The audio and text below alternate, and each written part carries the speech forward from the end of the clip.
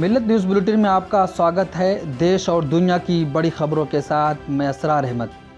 Indian medical association के उपाध्यक्ष doctor Navjot Singh ने प्रधानमंत्री नरेंद्र मोदी को ठहराया है कोरोना फैलाव का जिम्मेदार।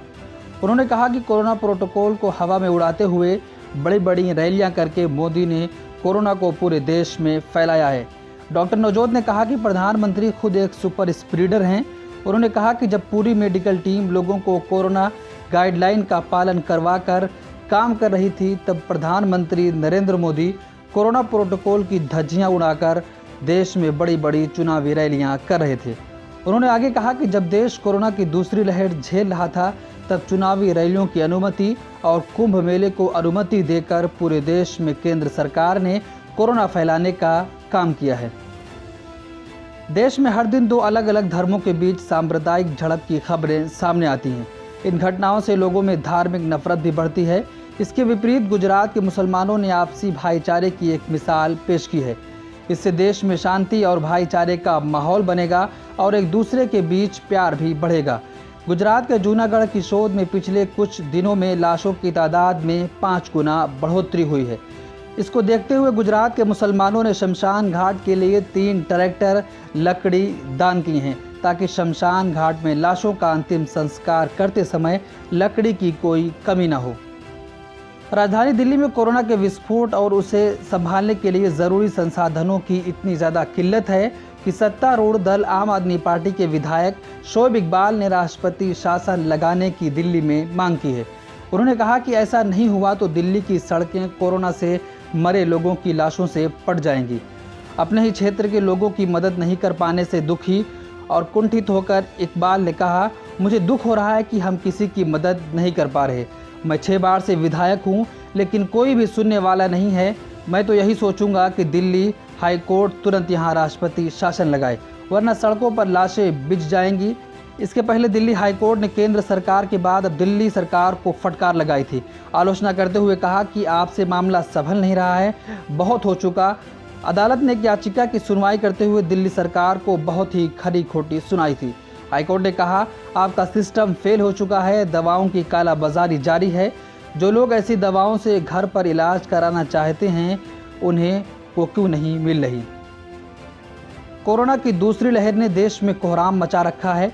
मरीजों की संख्या इतनी ज़्यादा हो चुकी है कि अस्पतालों में बेड और ऑक्सीजन तक मिलना मुश्किल हो गया है। ऐसे में बहुत से लोग सोशल मीडिया पर सरकार के खिलाफ पोस्ट कर रहे हैं, तो कुछ लोग सोशल मीडिया के जरिए एक दूसरे की मदद भी मांग रहे हैं। ऐसे में खबर है कि राज्य सरकार सोशल मीडिया पर इस तरह की पोस्ट डालने वालों पर कार्रवाई का मन बना लिया है।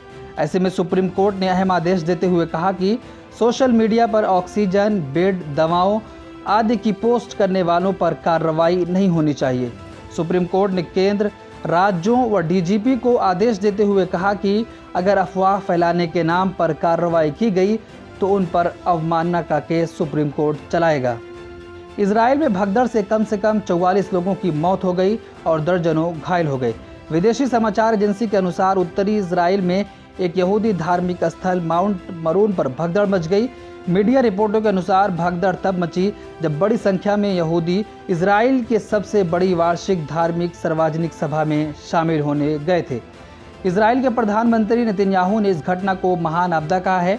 उन्होंने कहा कि भलाई के लिए हम प्रार्थना करते हैं। उन्होंने कहा कि शुरुआती जानकारी के अनुसार माउंट मैरून में स्टेडियम की छत ढह जाने की वजह से भगदड़ मच गई। स्थिति इतनी गंभीर थी कि घायलों को अस्पताल पहुंचाने के लिए 6 हेलीकॉप्टरों को बुलाना पड़ा। माने जाने टीवी पत्रकार रोहित सरदाना का शुक्रवार को निधन हो गया। वो 41 साल के थे और बीते कुछ दिन से कोरोना संक्रमित थे। तब से वो होम आइसोलेशन में थे। जानकारी के मुताबिक दोपहर को उन्हें हार्ट अटैक आ गया। सरदाना अपने पीछे पत्नी और 2 बेटियां छोड़ गए हैं। लंबे समय से टीवी मीडिया का चेहरा रहे रोहित सरदाना इन दिनों आज तक न्यूज़ चैनल से प्रसारित होने वाले शो दंगल की एंकरिंग करते थे। 2008 में ही रोहित सरदाना को गणेश शंकर विद्यार्थी पुरस्कार से नवाजा गया था। फिलिस्तीनी राष्ट्रपति महमूद अब्बास ने शुक्रवार को घोषणा की कि देश में 22 मई को होने वाले चुनाव को अगली सूचना तक स्थगित कर दिया गया है। अब्बास ने कहा कि हमने उस वक्त तक चुनाव को स्थगित करने का फैसला किया है जब तक पूर्वी यरूशलेम के फिलिस्तीनी लोगों को वोट देने की अनुमति नहीं दी जाती। सऊदी अरब के क्राउन प्रिंस मोहम्मद बिन सलमान ने देश के नेशनल टेलीविज़न को दिए इंटरव्यू में कई अहम मुद्दों पर बात की है, जिसमें उन्होंने कहा कि कुरान ही हमारा दस्तूर है। उन्होंने कहा कि मैं पहले ही कह चुका हूं कि हमारा संविधान कुरान है और अब भी कह रहा हूं कि हमारा संविधान कुरान है और आगे भी हमेशा हमारा संविधान कुरान ही रहेगा। शासन की बुनियादी व्यवस्था में भी ये दिखता है, चाहे सरकार हो या विधायिका के रूप में शूरा काउंसिल या फिर शाह, तीनों ही कुरान का पालन करने के लिए बाध्य हैं। कोरोना वायरस के खिलाफ तीसरे चरण का टीकाकरण अभियान शुरू होने से पहले दिल्ली के मुख्यमंत्री अरविंद केजरीवाल ने प्रेस कॉन्फ्रेंस की। सीएम केजरीवाल ने कहा कि 1 मई से 18 साल से 44 साल के लोगों को टीका लगाना शुरू होना है। इसके लिए बहुत सारे लोगों ने रजिस्टर किया है। अभी तक हमारे पास वैक्सीन नहीं पहुंची है। हम लगातार कंपनी के टच में हैं। हमको उम्मीद है कि कल या परसों तक वैक्सीन पहुंच जाएगी। कल या परसों सबसे पहले 3 लाख कोविशील्ड वैक्सीन आएगी। अभी कल आप टीका लगवाने के लिए लाइन में मत लगना। जैसे ही वैक्सीन आएगी हम आपको बताएंगे, तब आप लाइन में लग जाना। ब्यूरो रिपोर्ट, मिलत टाइम्स। मिलत टाइम्स को आपकी जरूरत है। हमारी आप माली मदद करें। हर महीने सिर्फ 100 रुपये और 1 साल के लिए एक साल सिर्फ 1000 रुपये। रकम भेजने के लिए यहाँ दिए गए फोन पे, गूगल पे और पेटीएम नंबर का इस्तेमाल कर सकते हैं।